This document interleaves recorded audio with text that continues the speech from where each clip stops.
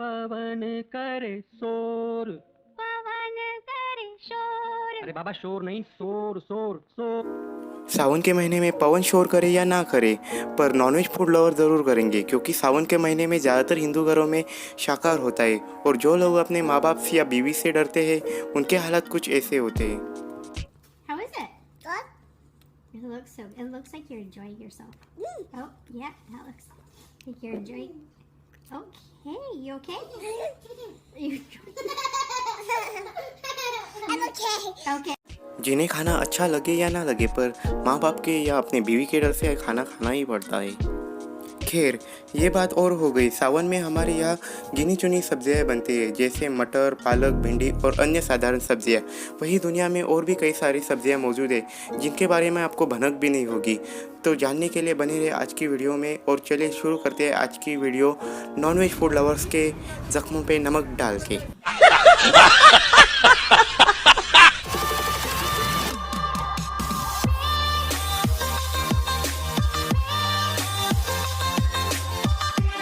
Number 12, salsa पाई।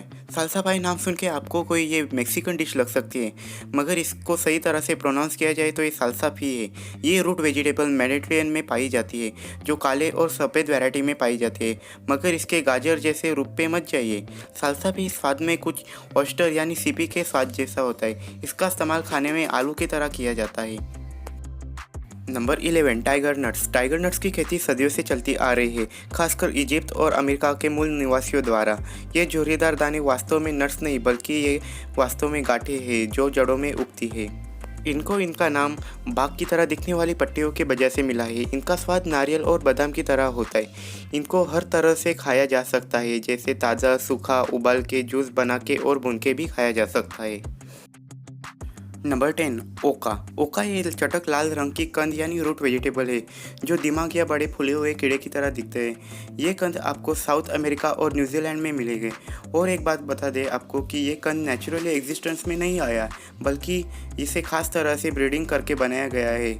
ये सब्जी आलू और शकरकंद के मिश्रित रूप है।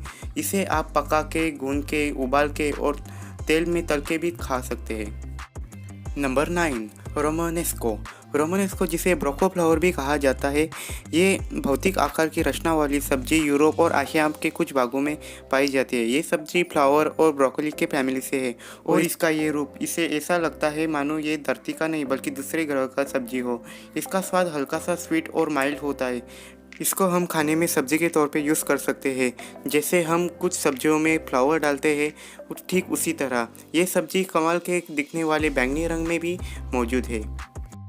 नंबर 8, कोहराबी। कोहराबी, जिसे जर्मन टर्नप इस नाम से भी जाना जाता है, ये सब्जी आपको हल्के हरे, सफ़ेद और बैंगनी रंग में मिल जाएगी।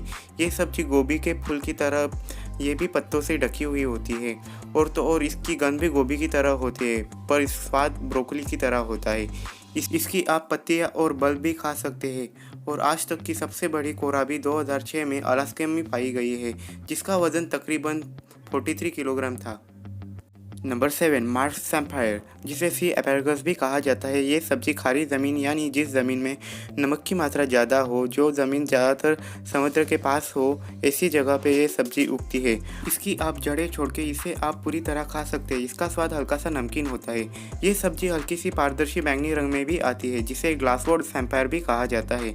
इस सब्जी का अचार बना के कच्चा, सैलेड में और सी फूड में भी इस्तेमाल करके खाया जाता है। Number 6, dolls. डॉल्स एक तरह की समुद्री का है, जो नॉर्थन अटलांटिक और पैसिफिक समुद्र के तटों पे उगती है। ये सब्जी जब ताज़ा होती है तब लाल रंग की पत्तियों की तरह दिखती है।